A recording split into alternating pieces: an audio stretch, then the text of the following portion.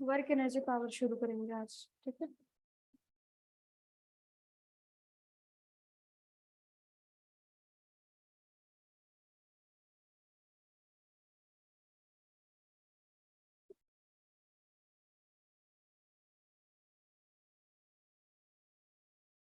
हाँ जी, वर्क के बारे में आपको क्या क्या पता है, क्या होता है वर्क?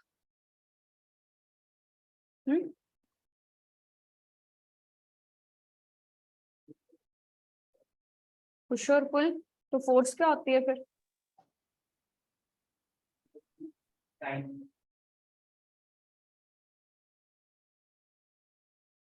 नहीं, और वैसे बताओ इन जनरल। तो फोर्स लगाने से जब डिस्प्लेसमेंट, ठीक है, फोर्स लगाने से जब हमें डिस्प्लेसमेंट दिखती है तब हम बोलते हैं कि वर्क हो रहा है। यानी कि आपने फोर्स तो लगा दी, पुश कर रहे हो या पुल कर रहे हो किसी ऑब्जेक्ट को, बट एक तो हो गया अप्लाइड फोर्स, बाकी कुछ नेचुरल फोर्सेस भी होती हैं, कोई भी फोर्स अप्लाई हो रही है, ठीक है, उससे देखो काम कब होता है, जब हमें दिखे कि काम हुआ है या हो रहा है। यानी कि ऑब्जेक्ट को अपने प्लेस से मूव होना पड़ेगा ना, जिसपे आपने फोर्स लगाई उस ऑब्जेक्ट को मूव तो होना पड़ेगा, तभी पता लगेगा कि उस पे काम हुआ है। दीवार पे जितना मर्जी तुम जोर लगा लो, मूव नहीं होगी तो काम भी नहीं हुआ ना। चेयर पे फोर्स लगाई, चेयर मूव हुई, तो कुछ ना कुछ तो काम हुआ, ठीक है। तो फोर्स लगाने से जब डिस्प्लेसमेंट हो तब हम बोलते हैं कि वर्क इज डन, ठीक है। तो वर्क हो गया force into displacement.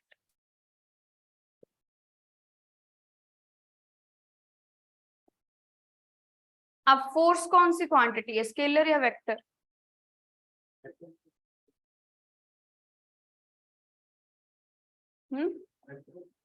Vector quantity है। और डिस्प्लेसमेंट, जब दोनों वेक्टर क्वांटिटीज है, और वर्क कौन सी क्वांटिटी है? Work is a scalar quantity, ठीक है। फोर्स और डिस्प्लेसमेंट जो है वो आपकी वेक्टर क्वांटिटीज हैं, but work is a scalar quantity. अब होता क्या है, ये जो फोर्स और डिस्प्लेसमेंट है इनका हम डॉट प्रोडक्ट लेते हैं। डॉट प्रोडक्ट का मतलब है इन दोनों को दो वेक्टर क्वांटिटीज को मल्टीप्लाई करने के बाद आपके पास एक स्केलर क्वांटिटी ऑब्टेन हो, ठीक है। ये कोस थीटा लिखा है आगे, ठीक है, एफ एस कोस थीटा। जब आप इस डॉट को रिमूव करोगे और ये वेक्टर को रिमूव करोगे तो यहाँ पे कोस थीटा लिखते हैं, ठीक है। अब इन दोनों को अगर मल्टीप्लाई करने से मेरे पास वेक्टर क्वांटिटी बन रही होती तो यहाँ पे साइन थीटा आता, और यहाँ पे डॉट की जगह क्या आता, क्रॉस, ठीक है। अभी यहाँ पे डॉट है, मल्टीप्लीकेशन भी वेक्टर की अलग अलग होती है, डॉट और क्रॉस प्रोडक्ट, डॉट का मतलब है उन दोनों को मल्टीप्लाई करके स्केलर क्वांटिटी मिल रही है, और क्रॉस का मतलब है दोनों को मल्टीप्लाई करके हमें वेक्टर क्वांटिटी मिल रही है। वर्क स्केलर क्यों है? जबकि वर्क को तो हम पॉजिटिव, नेगेटिव और जीरो कंसीडर करते हैं, ऐसा तो हम वेक्टर क्वांटिटीज में करते हैं ना, कि फोर्स पॉजिटिव है, नेगेटिव है, जीरो है, या डिस्प्लेसमेंट पॉजिटिव, नेगेटिव या जीरो है।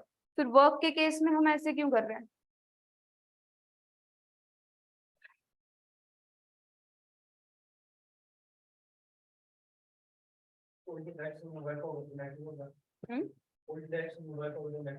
वर्क की तो खुद की डायरेक्शन नहीं होती, पर फोर्स और डिस्प्लेसमेंट की डायरेक्शन होती है। इसकी खुद की डायरेक्शन नहीं है, बट इन दोनों की डायरेक्शन तो होती है कि आप किस तरफ फोर्स लगा रहे हो, और क्या जिस तरफ फोर्स लगा रहे हो उसी तरफ डिस्प्लेसमेंट हो रहा है। ठीक है, तो इस फैन को इस तरफ रोको। अच्छा, एसी नहीं चला है तभी इतनी गर्मी।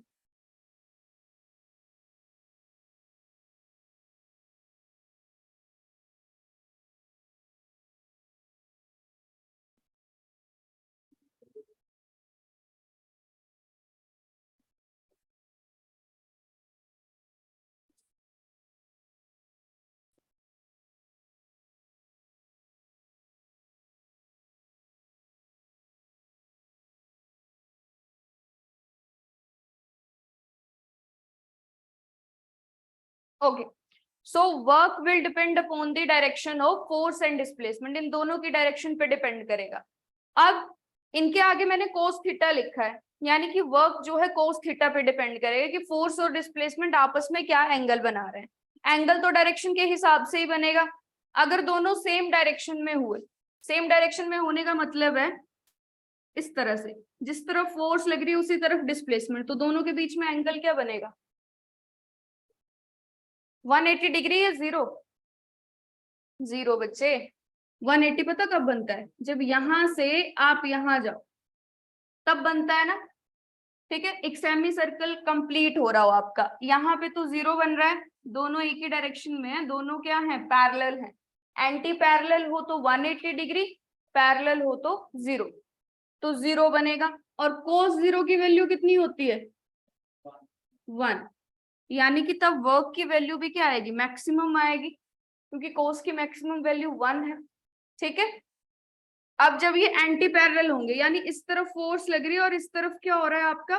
डिस्प्लेसमेंट, तब बनेगा इनके बीच में angle 180 degree, and cos 180 degree is equal to -1।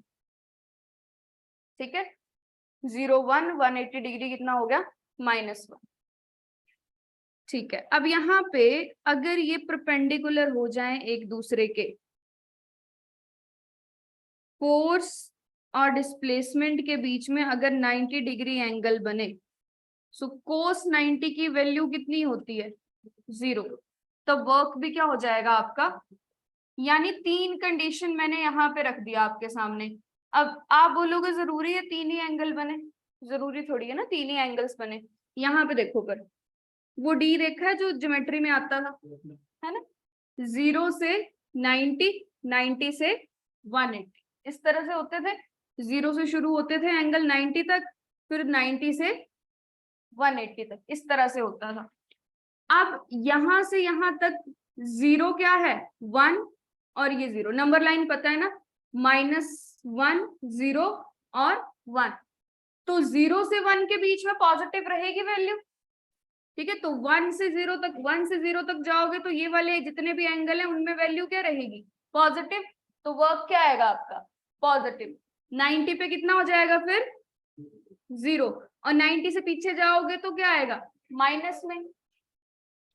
समझ गए? जरूरी नहीं है यही तीन एंगल्स बने, पर ये रेंज है एक हमारे पास, 1 सॉरी -1 to 0 to 1, एक रेंज होगी ना, माइनस से लेके पॉजिटिव तक की सारी वैल्यूज, यहां से यहां तक नेगेटिव, और ये पॉजिटिव, और ये बीच में 0। ठीक है, और यही केस अगर हम साइन के केस में लेते, कोस में तो ऐसे होता है, साइन में क्या होता है? इसका उल्टा होता है। ठीक है, सिंपली आपने याद रखना, अगर मैंने आपको बोल दिया 30 डिग्री एंगल बन रहा है तो वर्क क्या होगा? कॉस थीटा, देखो यहाँ पे मैंने डॉट लिखा है। अब मल्टीप्लीकेशन जब हम सिंपली किसी नंबर की मल्टीप्लीकेशन करते हैं ना, जैसे कि मैंने लिखा 2 मल्टीप्लाई बाय 3, तो 2 मल्टीप्लाई बाय 3 लिखो या 2.3 लिखो, कोई फर्क नहीं पड़ता, सेम ही आंसर आता है।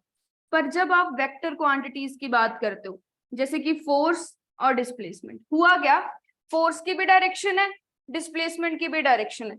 मैंने फोर्स लगाई, अब जरूरी थोड़ी है जिस डायरेक्शन में मैंने फोर्स लगाई डिस्प्लेसमेंट उसी डायरेक्शन में हो। डिस्प्लेसमेंट की अपनी डायरेक्शन भी हो सकती है, दोनों की डायरेक्शन अलग होती है। फिर मैंने दोनों को इकट्ठा कर दिया, दोनों को इकट्ठा करके मैंने बोला वर्क बन रहा है, ठीक है। तो अब ये वर्क बन रहा है, वर्क फिर स्केलर क्वांटिटी है। अगर वर्क स्केलर क्वांटिटी है तब तो वर्क की डायरेक्शन नहीं होगी, पर अगर वर्क जो है वेक्टर क्वांटिटी हुई तो उसकी डायरेक्शन होगी, और अगर उसकी डायरेक्शन हुई तो उसकी डायरेक्शन किस तरफ होगी ये निकालना पड़ता है। तो हमने मल्टीप्लिकेशन के दो तरीके कर लिए कि इन दोनों को मल्टीप्लाई करके अगर मेरे पास बनती है वेक्टर क्वांटिटी, तब हम बोलते हैं इन दोनों का क्या हो रहा है, क्रॉस प्रोडक्ट। और इन दोनों को मल्टीप्लाई करके अगर आपके पास बन रही है स्केलर क्वांटिटी, तब हम बोलते हैं यहाँ पे क्या है, डॉट प्रोडक्ट है। अब डॉट प्रोडक्ट में फिर हमने क्या लिख दिया, कोस क्यों लिखा, देखो बेसिकली कोई भी वेक्टर है ना, उसको दो हिस्सों में बांट दो कि एक्स एक्सिस में भी लग रहा है, वाई एक्सिस में भी लग रहा है। तो फिर एक्स एक्सिस में भी लग रहा है, वाई एक्सिस में भी लग रहा है, तो उन दोनों का जो जोड़ है कि नेट जो ऑब्जेक्ट है वो जाएगा किस तरफ, एक्स एक्सिस की तरफ जाएगा या वाई एक्सिस की तरफ। तो हम इनका एक रिजल्टेंट ले लेते हैं कि ऐसे जाएगा, ठीक है। फिर यहाँ पे इसका यहाँ पे जैसे एंगल ले लिया आप, ये एंगल ले लिया, तो यहाँ पे एक राइट एंगल ट्राइंगल बन जाएगी। तो ये बेस बन गया, तो बेस को हम लेते हैं फिर कोस थीटा, और इसको हम लेते हैं साइन थीटा। बेसिकली जब भी हम हॉरिजॉन्टल कंपोनेंट की बात करते हैं ना, हॉरिजॉन्टली फोर्स लग रही है, ठीक है, तब हम कोस थीटा लेते हैं। जैसे कि टॉर्क में मैंने आपको बताया कि वर्टिकल फोर्स लग रही है, ठीक है, हॉरिजॉन्टल नहीं लग रही थी, वर्टिकल लग रही थी, परपेंडिकुलर फोर्स लग रही थी, तो वहां पे क्या लिया था फिर मैंने, साइन थीटा, ठीक है। और वैसे ये तो रूल है कि डॉट प्रोडक्ट में आएगा कोस थीटा और क्रॉस प्रोडक्ट में आएगा साइन थीटा, ठीक है। क्रॉस प्रोडक्ट का मतलब है तुम्हें वेक्टर क्वांटिटी मिलती है, जैसे कि टॉर्क हमने पढ़ा था, टॉर्क में हमने पढ़ा था टॉर्क की खुद की भी डायरेक्शन थी ना, कि किस तरफ को रोटेट करवा रहे हो आप डोर को। तो हमने लिखा था ये डिस्प्लेसमेंट ही है एक किस्म की, आर क्रॉस एफ, ठीक है। और यहाँ पे हम लिख रहे हैं एफ डॉट एस, यानी यहाँ पे हमारे पास क्या है, स्केलर क्वांटिटी है, ठीक है। अब वर्क जो है वो कॉस थीटा की वैल्यू पे डिपेंड कर रहा है, और कॉस थीटा है angle between force and displacement. उसकी हमने कंडीशन देख ली कि 0 से 90 तक वैल्यू रहेगी पॉजिटिव और 90 से 180 तक रहेगी नेगेटिव, ठीक है। अब अगर मैंने आपको बोल दिया कि 120 डिग्री एंगल बन रहा है फोर्स और डिस्प्लेसमेंट के बीच में, मींस कि नेगेटिव वर्क हो रहा है, क्लियर। चलो अब इसकी कंडीशंस देखते हैं, पॉजिटिव नेगेटिव और जीरो की एक एक करके। ये नोट कर लिया जो मैंने लिखा है,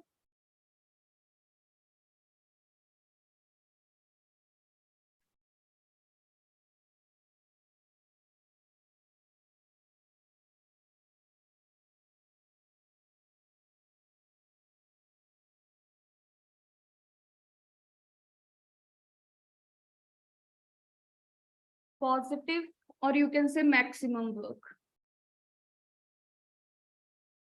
जब 90 डिग्री पे होगा, सॉरी कोस होगा 0 डिग्री पे, तब मैक्सिमम होगा। अब पॉजिटिव वर्क में जिस तरफ को मैंने धक्का दिया ऑब्जेक्ट को, वो उसी तरफ अगर मूव हुआ तो वर्क क्या रहा मेरा, पॉजिटिव। पॉजिटिव रहा ना, कि जिस तरफ धक्का दिया उसी तरफ ऑब्जेक्ट गया, सिंपल है। पॉजिटिव को समझना बहुत सिंपल है, नॉर्मल सी बात है, तुम धक्का दो जिस तरफ है, जिस तरफ खींचो ऑब्जेक्ट को वो उसी तरफ जाएगा, ठीक है। फिर इसके बाद जो नेगेटिव है उसमें थोड़ा कंफ्यूजन हो सकता है।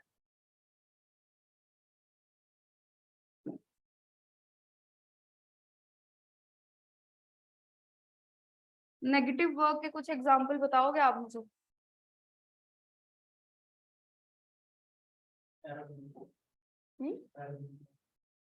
एरो, हाँ जी, उसमें हम एरो की डिस्प्लेसमेंट पीछे की तरफ करवा रहे हैं, या फिर उस पे आप सीधी से देखिए, आपने फोर्स पीछे की तरफ लगाई, ठीक है, और उसकी डिस्प्लेसमेंट कहाँ हुई, आगे की तरफ, ठीक है। शॉकर्स, शॉकर्स में क्या होता है,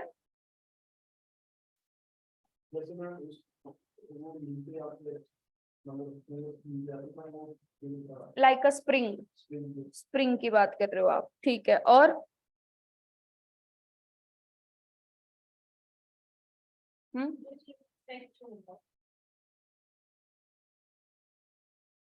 जरूरी है जिन चीजों में इलास्टिसिटी हो या स्ट्रेच हो जाए उन्हीं में होगा नेगेटिव वर्क, इनको छोड़ के कोई और एग्जांपल बताओ।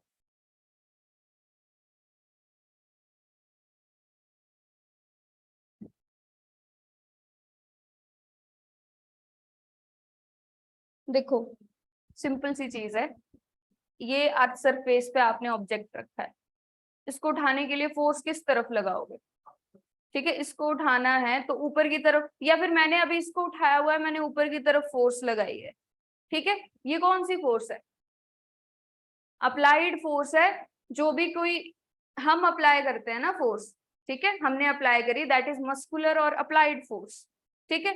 बट ग्रेविटी ने इस पे किस तरफ फोर्स लगाई हुई है, इस तरफ। अगर मैं इसको ऊपर की तरफ लेके जा रही हूँ तो इसकी डिस्प्लेसमेंट किस तरफ करवा रही हूँ, ऊपर की तरफ। पर ग्रेविटी को देखा जाए तो ग्रेविटी इस पे किस तरफ फोर्स लगा रही है, तो ग्रेविटी का वर्क डन क्या हुआ, नेगेटिव।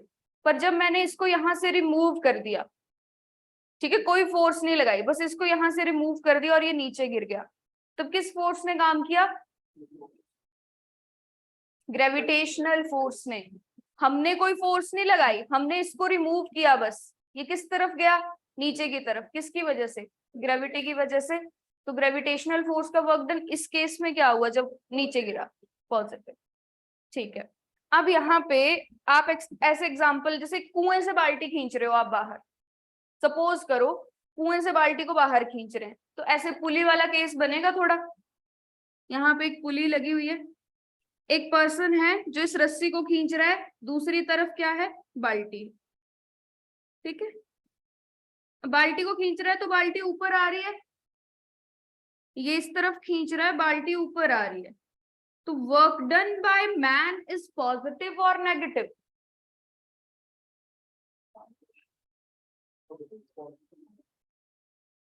पॉजिटिव, क्यों, उसने जिस तरफ को रस्सी को खींचा बाल्टी उसी तरफ आई, मतलब वर्क तो बाल्टी पे हो रहा है ना, ठीक है, बकेट पे हो रहा है, तो उसने जिस तरफ रस्सी को खींचा बेसिकली वो उसी तरफ आई, तो positive. And work done by gravitational force, gravitational force का वर्क डन नेगेटिव हो गया, ग्रेविटी नीचे की तरफ लग रही है बट बाल्टी कहाँ जा रही है, ऊपर की तरफ। देखो यहाँ पे एक कंफ्यूजन आ जाता है कि ये ऊपर आ रहा है, यहाँ पे नीचे की तरफ, ठीक है, ये फोर्स नीचे की तरफ है और बाल्टी ऊपर की तरफ जा रही है। पर हमेशा याद रखना, ये जो पुली वाला केस होता है, या फिर जब भी आपने धागे को ऐसे लटकाया है, तो बेसिकली अगर आप उसको नीचे की तरफ खिंचाव दोगे तभी वो इस तरफ से ऊपर आएगा ना। तो ये अगर इस पुली को हटा दो आप, तो बेसिकली आप खींच ही रहे हो, जिस तरफ खींच रहे हो उसी तरफ आ रहा है ये, ठीक है। तो ये जिसने खींचा उसका वर्क डन तो पॉजिटिव, पर ग्रेविटी का क्या हो गया, नेगेटिव। सो वर्क पॉजिटिव है या नेगेटिव है वो डिपेंड करता है आप कौन सी फोर्स को कंसीडर कर रहे हो। अब फ्रिक्शन का एग्जांपल ले लो, फोर्स आपने आगे की तरफ लगाई, फ्रिक्शन पीछे की तरफ अप्लाई होता है, तो फ्रिक्शनल फोर्स का वर्क डन क्या हो गया, नेगेटिव। पर अप्लाइड फोर्स का वर्क डन क्या हुआ, पॉजिटिव। तो जिस फोर्स का वर्क डन पूछा हो सबसे पहले उस चीज पे ध्यान देना है, फ्रिक्शनल पूछा है, ग्रेविटी पूछा है, अप्लाइड पूछा है, समझ गए। फिर देखना है कि उसी की डायरेक्शन में बॉडी की नेट डिस्प्लेसमेंट हो रही है, जो टोटल डिस्प्लेसमेंट है एट द एंड बॉडी की, क्या उसी की डायरेक्शन में हो रही है, अगर हो रही है तो ठीक है, नहीं तो नेगेटिव है, ठीक है। और कोई एग्जाम्पल,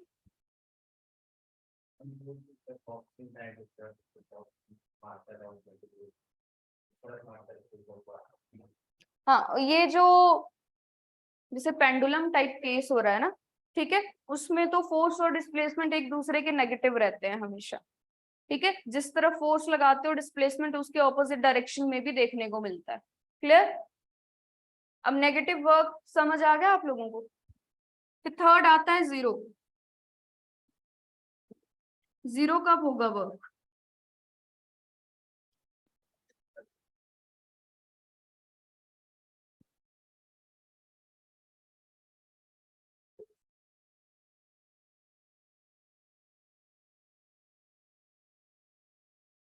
बताओ।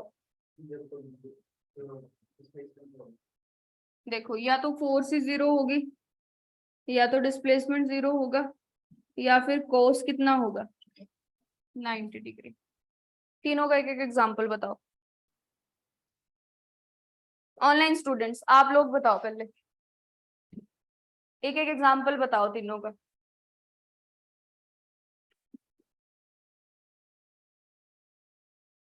आपने कितना नए बैच के लिए एनरोल किया था?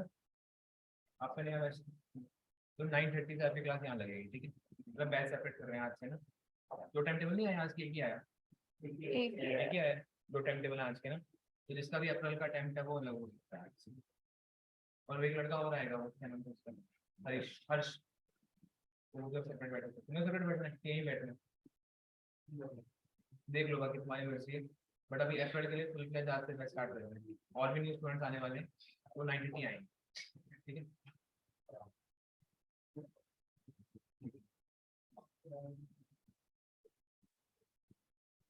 बताओ, फोर्स, टोटल फोर्स कब जीरो रहती है?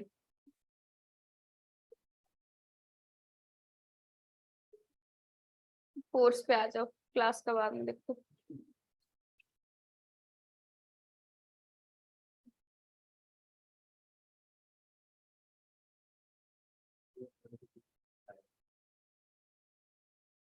अप्लाई ना करें तो फिर कैसे बोल रहे हैं हम कि काम कर रहे हैं हम?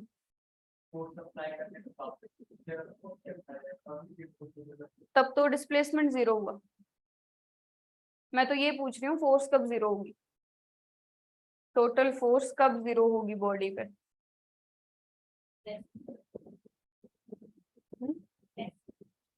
रेस्ट पे तो डिस्प्लेसमेंट जीरो होगा।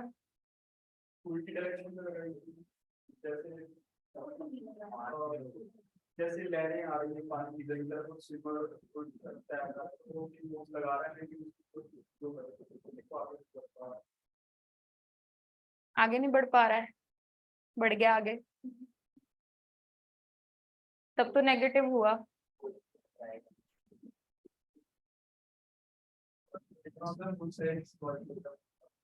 चलो ठीक है, आपका वाला एग्जांपल आप एक्सप्लेन करो अच्छे से पहले, लहरों वाला। आप जैसे लहरें तैर रहा है, वो इसको आगे वो आगे बढ़ रहा है, वो पूरी फोर्स लगा रहा है, लेकिन मैं वन बार तो बिल्कुल नहीं हुआ, तो जीरो डिस्प्लेसमेंट जीरो हुआ ना। फिर डिस्प्लेसमेंट जीरो नहीं होना चाहिए, फोर्स जीरो होनी चाहिए, ऐसा एग्जांपल है कोई? कुछ नहीं है, नहीं है तुम्हें याद, कोई बात नहीं।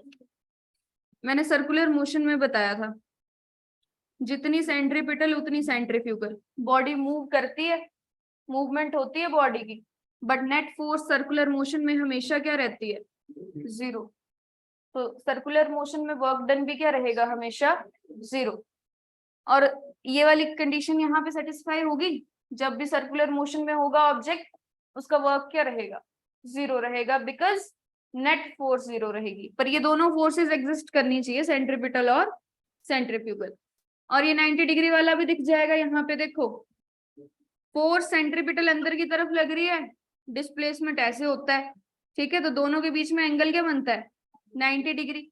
तब भी वर्क क्या हुआ? जीरो। और डिस्प्लेसमेंट अगर इन केस जीरो हुई, ठीक है, कि एक पूरा राउंड लगाया तो डिस्प्लेसमेंट क्या हो जाती है? जीरो। तो उस केस में वर्क फिर जीरो आएगा। और जीरो का एग्जांपल है पुली का एग्जांपल कंसीडर करते हैं हम कि पुली का वर्क क्या है? जीरो है। पुली क्या क्या सभी का वर्क जीरो है जो सामान को उठा के एक जगह से दूसरी जगह लेके जा रहे हैं। एक तो हो गया कि रगड़ रगड़ के सामान को लेके जाओ, ड्रैग करके, ठीक है, उस केस की बात नहीं हो रही। आप क्या करो, उठा लो किसी चीज को, हाथों में उठा लो, सर पे उठा लो, ठीक है, या बैग को उठा लिया है आपने, आपने उठाने के लिए फोर्स लगाई है ऊपर की तरफ, ठीक है, और आप जा रहे हो आगे की तरफ, तो वैसे तो 90 डिग्री बन गया एंगल की वर्क 0 हो गया।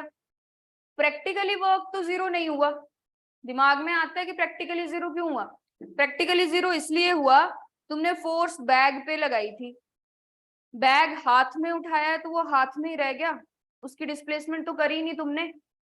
तुमने मैंने इस डस्टर को उठाने के लिए फोर्स लगाई है ऊपर की तरफ, ठीक है, तो मुझे इसकी डिस्प्लेसमेंट करनी चाहिए फिर, पर मैं इसकी डिस्प्लेसमेंट नहीं करती हूँ, मैं अपनी डिस्प्लेसमेंट करती हूँ। तो मेरे विद रिस्पेक्ट में ये तो रेस्ट में ही रहा, ग्राउंड के विद रिस्पेक्ट तो ये मूव हुआ, बट मेरे विद रिस्पेक्ट में तो ये डस्टर रेस्ट पे रह गया, इसकी डिस्प्लेसमेंट क्या है? 0। वहीं अगर मैं इसको ऐसे धागे से बांध दूं और खींच के लेके जाऊं, तब क्या होगा? वर्क कुछ ना कुछ होगा, क्योंकि मैं इस पे फोर्स भी लगा रही हूँ और इसकी डिस्प्लेसमेंट भी कर रही हूँ। समझ आया कुली का वर्क 0 क्यों है?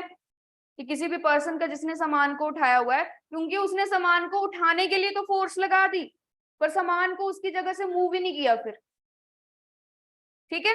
और तुमसे ऐसे बोला जाए, नीचे से ऊपर उठाया सामान, तब तो नेगेटिव ग्रेविटी का पूछे और तुम्हारा पूछे तो पॉजिटिव, और उसको दोबारा से नीचे रख दिया तो 0। अगर ऐसे किया तुमने, यहां से सामान को उठाया, आगे गए, यहां पे सामान को छोड़ दिया, नेटवर्क डन पॉजिटिव, नेगेटिव और 0। नीचे से ऊपर उठाया, आगे लेके गए, सामान को छोड़ दिया, तुम्हारा वर्क डन जो है वो पॉजिटिव है, नेगेटिव है या 0 है? 0 कैसे? तुमने ऊपर की तरफ उठाया पॉजिटिव, बीच में 0 रहा, नीचे छोड़ा नेगेटिव, कैसे? हमने तो फोर्स ही नहीं लगाई इस केस में। पर मैंने तो आपका पूछा, ग्रेविटी का पूछा ही नहीं, तो नेट टोटल तो पॉजिटिव ही रहा, पॉजिटिव ही रहा ना। तो कुली ने अगर नीचे से सामान उठाया, फिर आगे लेके गया, फिर उसको दोबारा से नीचे रख दिया, आगे जाके यहां तक पूछा जाए, उसका वर्क डन तब पॉजिटिव है। बट वो सामान को उठा के लेके जा रहा है, तब क्या है? 0। लेके जा रहा है ऐसे और ऐसे उठाया सामान को, तब क्या है? 0। हमेशा याद रखना, ग्रेविटी का पूछा है या तुम्हारा वर्क डन पूछा है, उसके बेसिस पे बताना है। समझ गए? वर्क समझ आ गया? अब बोलो कोई डाउट रहता है तो। अब आपको ये जैसे वेट लिफ्टर है, उसने वेट को उठाया हुआ है, तो उसका वर्क क्या है? वेट लिफ्टर ने वेट उठाया हुआ है, उसका वर्क क्या होगा?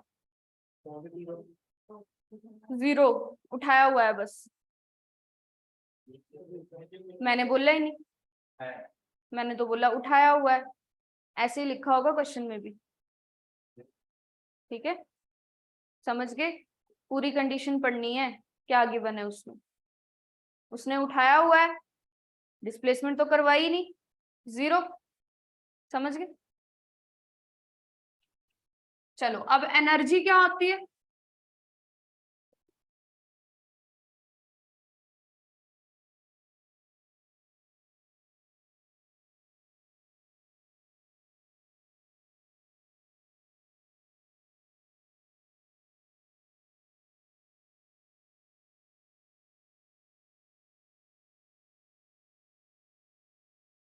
बोलो, जो हमारी लो रहती है है ना, वही एनर्जी।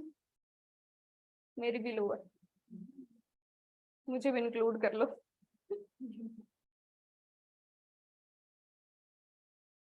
कैपेसिटी ऑफ, बड़ी घिसी पिटी डायरेक्शन है, डायरेक्शन कह रही हूँ, डेफिनेशन है ना। कैपेसिटी टू डू वर्क, काम करने की कैपेसिटी, जो कि खत्म हो चुकी है ना, बिल्कुल खत्म हो चुकी, मेरे अंदर तो खत्म हो चुकी है ना, थोड़ी बहुत आप लोग खत्म कर देते हो यहाँ आके, तो थोड़ी सी मैं गेन करके आती हूँ, है ना।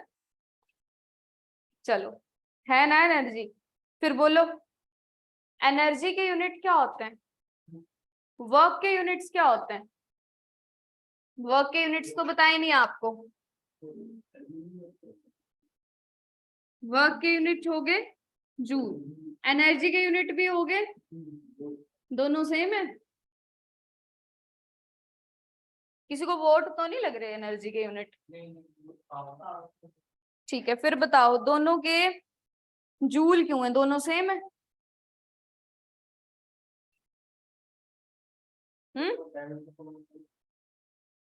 दोनों का फॉर्मूला सेम होता है। डायमेंशनल फॉर्मूला तो यूनिट से बनता है ना। सबसे पहले तो बात आती है यूनिट की। यूनिट सेम है तो क्या दोनों चीजें सेम है? ये बताओ। भाई बहन है दोनों? ऐसा ही है। एनर्जी लगेगी तभी वर्क होगा। देखो होता क्या है, आपने बोला ना एनर्जी से काम होता है। एनर्जी कभी खत्म नहीं होती, ये तो पता है ना। एनर्जी को हम क्रिएट कर सकते हैं। एनर्जी जो है एक से दूसरी फॉर्म में जाती है, तो एनर्जी ने सिर्फ अपनी फॉर्म चेंज करी है ये भी एनर्जी, पर इसको हमने अलग फॉर्म में लिख दिया, दैट इज वर्क। ठीक है, work and energy has same unit because work is also form of energy. Energy किस में कन्वर्ट होती है? वर्क में कन्वर्ट होती है, तो ये भी होगी फॉर्म ऑफ एनर्जी।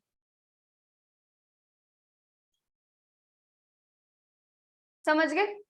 इसीलिए वर्क और एनर्जी के यूनिट सेम होते हैं। अब जितनी कैपेसिटी है, ठीक है, उस हिसाब से हम काम करते हैं, यानी कि एनर्जी को हम वर्क में कन्वर्ट करते हैं। क्लियर? अब एनर्जी की अगर हम बात करें तो एनर्जी की बहुत सारी फॉर्म्स होती हैं, mechanical, thermal, light, chemical, sound.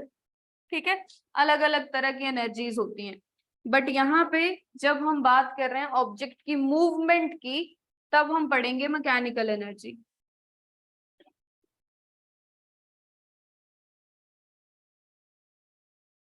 ठीक है, अगर लाइट के बारे में पढ़ रहे होते तो लाइट, इलेक्ट्रिसिटी के बारे में पढ़ रहे होते तो इलेक्ट्रिकल एनर्जी पढ़ते। यहाँ पे मूवमेंट देख रहे हैं हम ऑब्जेक्ट्स की, ठीक है, उन पे काम हो रहा है, उनकी मूवमेंट देख रहे हैं, तब हम पढ़ रहे हैं यहाँ पे मैकेनिकल एनर्जी।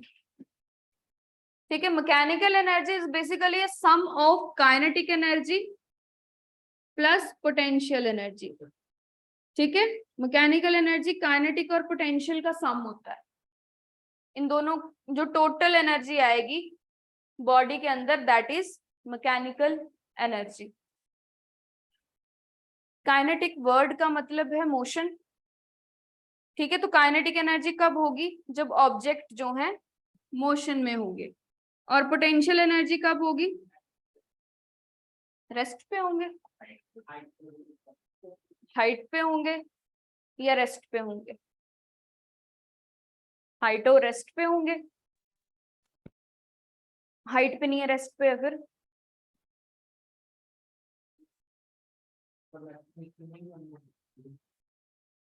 जीरो का तो मतलब है ही नहीं। जीरो का मतलब तो हुआ है ही नहीं, नहीं होती। तो मतलब हाइट में होना जरूरी है। ये जो बेचारे ऑब्जेक्ट पड़े हैं, इनके पास क्या है फिर? Energy less.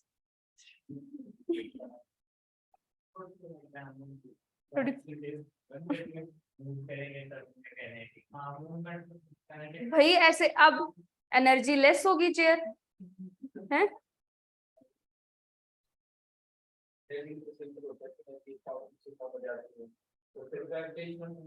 तो खत्म थोड़ी होगी कभी।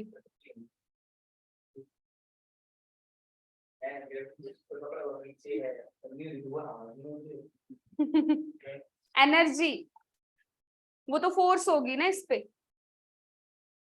हैं? मुझे बात तो मैंने घुमा सकते, है ना? पोटेंशियल एनर्जी,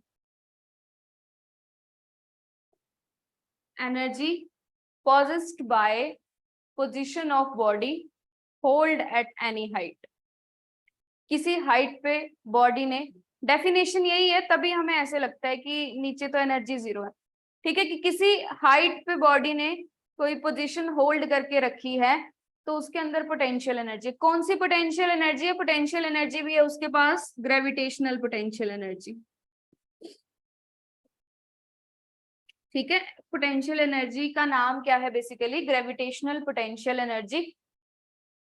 ठीक है, अब पानी की टंकी रखी है हमने छत पे, जैसे कि उसके अंदर पानी है, पानी स्टोर है। ठीक है, किसी h हाइट पे पानी स्टोर है। मैंने क्या किया, यहाँ पे नीचे ना अंडरग्राउंड टंकी थी, उससे पानी को ऊपर पंप किया।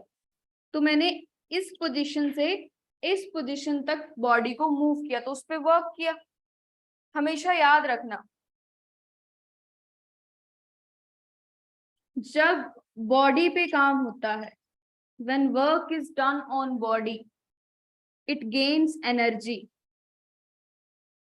बॉडी हमेशा एनर्जी गेन करेगी। जब आप काम कर रहे हो ना, तो वर्क की फॉर्म में आप उसको एनर्जी दे रहे हो, ठीक है, तो एनर्जी को गेन करेगी। But when work is done by body, जो बॉडी ने खुद से काम किया विदाउट एक्सटर्नल फोर्स, खुद से काम किया, तब उसकी एनर्जी रहती है कंजर्व। देखो, जब खुद से काम हो रहा है, जब कोई दूसरा हमारी हेल्प कर रहा है तो हम गेन करते हैं, ठीक है, बट जब हम खुद से कर रहे हैं तो हम क्या कर रहे हैं? अपनी एनर्जी को कंजर्व रख रहे हैं। ठीक है, एनर्जी की फॉर्म्स जरूर चेंज होंगी पर वो क्या रहेगी? कंजर्व रहेगी।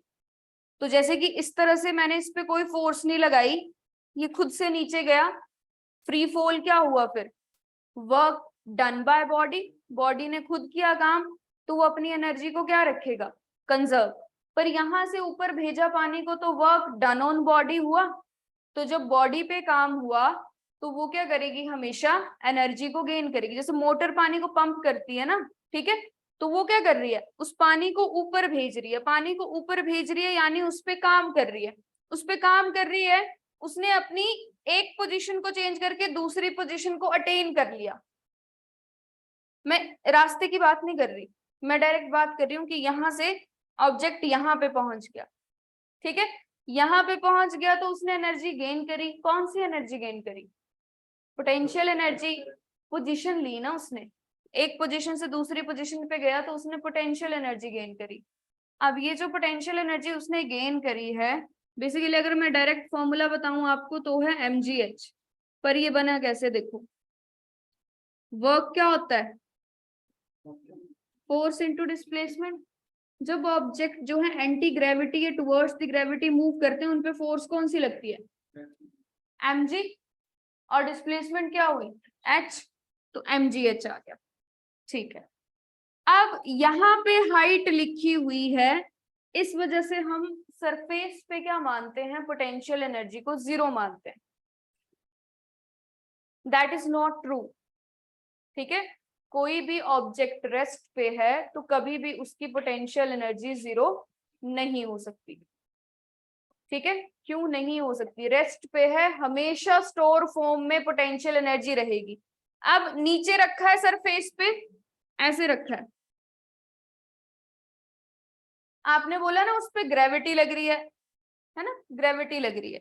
ग्रेविटी हमेशा सेंटर से लगती है। मैंने बोला क्या था? सारा की सारा मास कहाँ पे है बॉडी का? सेंटर पे। तो सेंटर से हमेशा हाइट रहेगी, हाइट हमेशा रहेगी तो पोटेंशियल एनर्जी भी हमेशा रहेगी जब ऑब्जेक्ट रेस्ट पे है, चाहे वो जमीन में है चाहे वो हाइट पे है। क्लियर? देर थोड़ी सी हाइट पॉइंट्स में रहेगी बट हमेशा रहेगी, तो पोटेंशियल एनर्जी मिनिमम जरूर होगी बट जीरो नहीं होगी। ठीक है, बहुत सी बुक्स में ना जीरो लिखी होती है, at earth surface height is equal to zero, potential energy is equal to zero, which is wrong. हाँ, मिनिमम होती है, जीरो नहीं होती। क्योंकि जब हमने ये बोला कि रेस्ट में है, हर बॉडी के अंदर ना कैपेसिटी होती है खुद को होल्ड रखने की, कि मैं किसी पर्टिकुलर पोजीशन पे ना खुद को होल्ड रख रही हूँ। कोई बॉडी होल्ड रख रही है तो उस पे ग्रेविटी तो एक्ट कर रही है, फिर भी उसने खुद को होल्ड किया है, यानी उसके अंदर पोटेंशियल तो है। ठीक है, वो ग्रेविटी की वजह से ही आया है पोटेंशियल, बट है। ठीक है, ग्रेविटेशनल फोर्स की वजह से उसने खुद को होल्ड किया है, तो चाहे वो आपकी सरफेस पे है, ये डस्ट, ये रिमोट सरफेस पे है, पर इसके सेंटर से हमेशा हाइट रहेगी, तो पोटेंशियल एनर्जी मिनिमम होगी, बट हमेशा होगी। जो ग्राउंड फ्लोर पे पानी है ना, ग्राउंड फ्लोर की टंकी पे जो पानी है, उसकी पोटेंशियल एनर्जी भले ही मिनिमम है, पर है। जो हाइट पे है, टंकी आपने सेकंड फ्लोर पे रखी हुई है, उसके अंदर ज्यादा पोटेंशियल एनर्जी है, जो पानी वहां पे रुका है। ठीक है, ठीक है, बट रेस्ट पे है तो पोटेंशियल एनर्जी हमेशा रहेगी। समझ गए? ठीक है, तो जीरो नहीं बोलना है कभी भी। रेस्ट पे है ऑब्जेक्ट तब भी उसके अंदर क्या होती है? Potential energy. और कौन सी potential energy? Gravitational. Against gravity काम होगा तो -mgh, ग्रेविटी की वजह से काम होगा तो mgh। आपने बस mgh फॉर्मूला याद रखना है। क्लियर?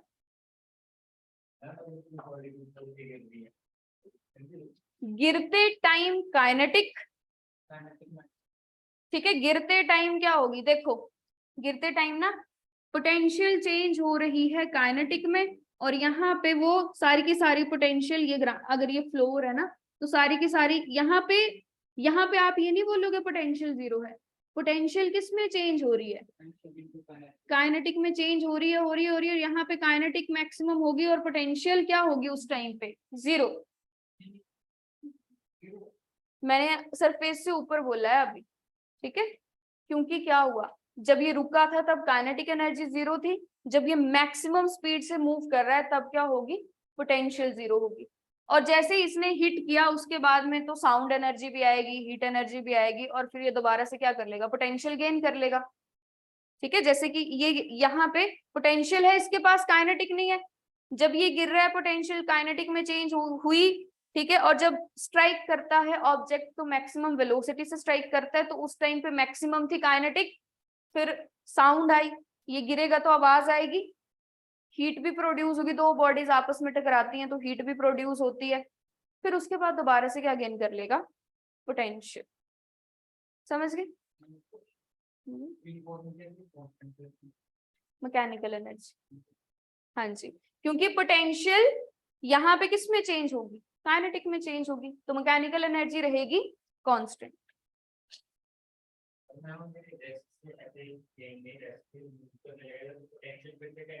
हाँ, पोटेंशियल काइनेटिक में चेंज होगी। ठीक है, जरूरी नहीं है ना हाइट ही देखें हम। अब यहाँ पे पोटेंशियल एनर्जी तो है, पर ये अब ये पोटेंशियल किस में चेंज हो रही है? काइनेटिक में चेंज हो रही है। ठीक है, क्लियर? अब कल हम इसको आगे भी पढ़ेंगे, अभी इलास्टिक पोटेंशियल एनर्जी भी आती है एक, ठीक है, और काइनेटिक एनर्जी भी है आगे।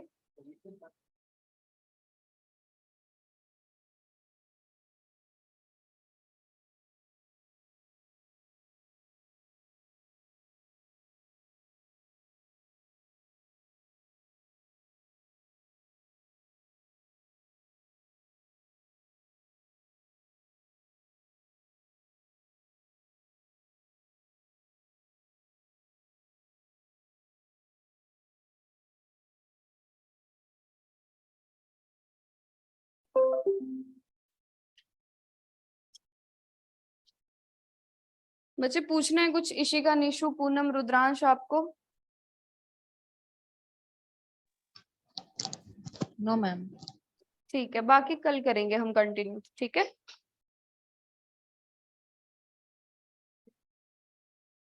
ओके।